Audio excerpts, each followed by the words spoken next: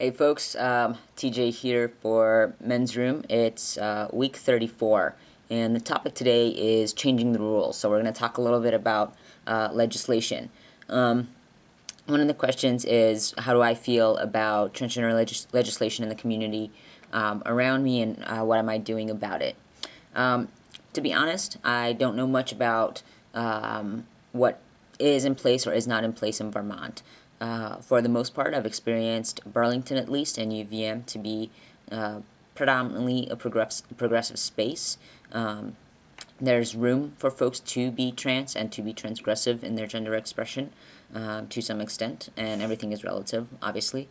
And UVM has gender identity protection in their anti-discrimination policy and all these pieces. So the community that impacts me the most is the campus community.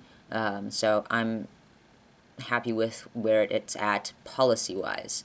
What that means in practice is not necessarily always the same thing. And that changes depending on the context that I'm interacting with people around, or if I'm talking to students, faculty, staff, what the deal is. So I won't go into the details of that, but basically, policy-wise, it's fine. Practice, one of the things I would like changed is that staff and faculty don't have the option of a preferred name in the online directory. Students do, and that's a recent battle that students won on campus in getting the directory system to change so that it reflects their preferred name on there. And staff and faculty we're still struggling with that process. I'm a part of the Presidential Commission for LGBT Equity. That's one of the things that's on the table for next semester for the Presidential Commission to get involved with.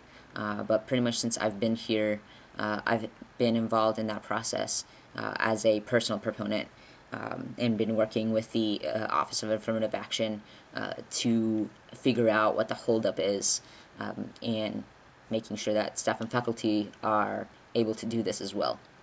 So that I would like to change on campus, and that's my involvement with it. The other piece of the question of the topic today is, if I could pass any form of transgender legislation, what would it be and why?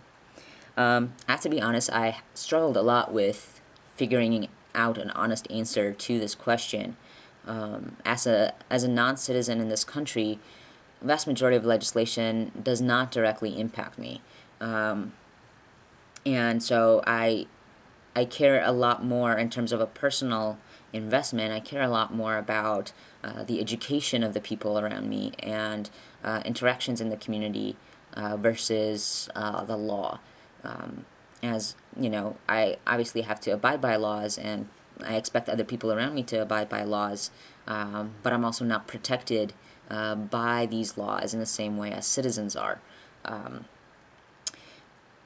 Having said that, while there's definitely a slew of answers that anyone could provide here, from the Employment Non-Discrimination Act to hate crimes legislation, and you can kind of insert your favorite legislation that's being worked on or hasn't been even discussed.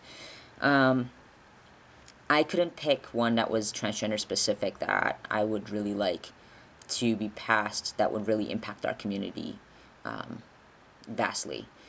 I think that for our community to get the most benefit, the real fight is in healthcare reform. It is in ensuring that there is universal healthcare for everybody that lives in this country.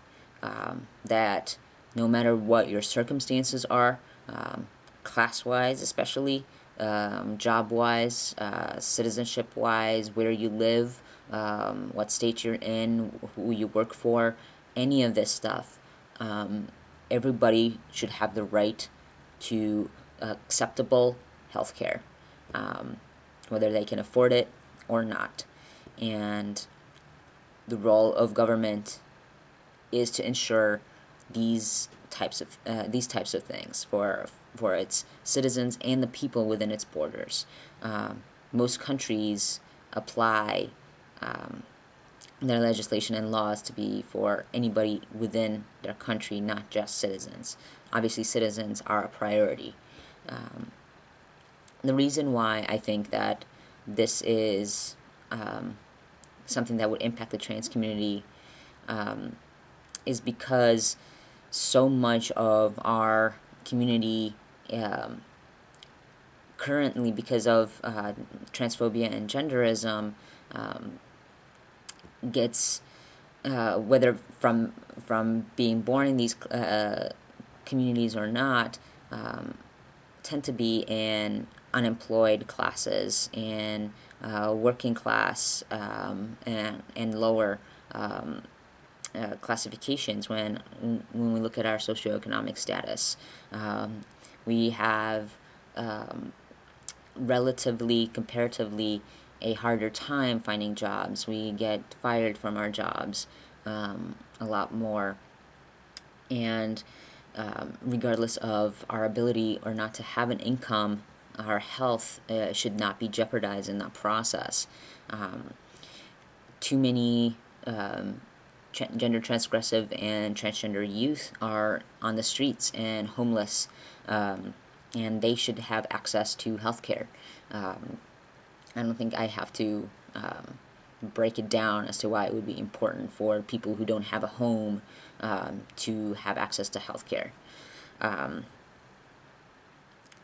When it comes to victims of crime, I would hope that when a victim of crime is taken to the hospital, that insurance does not become the reason they are not treated for their injuries, or that if they are treated for their injuries, that they don't afterwards have to deal with being victimized by the astronomical debt that they end up being in. So in addition to being victims of violent crime, have to deal with paying hospital bills afterwards.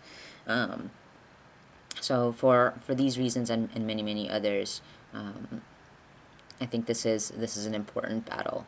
I think also in terms of the educational piece of this, and we need to really build the coalitions with other marginalized populations that are so much adversely impacted by the lack of appropriate healthcare in this country, and really utilize these coalitions to be able not to just talk about healthcare reform, but to talk about all other aspects of legislation and policies that impact our communities in a lot more effective ways. It is through building these relationships and these coalitions that we are stronger as a community, both within and outside of, that we find, for those of us that come with multiple marginalized identities, find support within our community is when our community is also reaching out. And so I think for a number of different reasons, this one is really key. So I guess that's all I have today. I hope I provided enough information to explain my perspective on this, and I'm looking forward to seeing what other folks will say about this topic. And have a good week.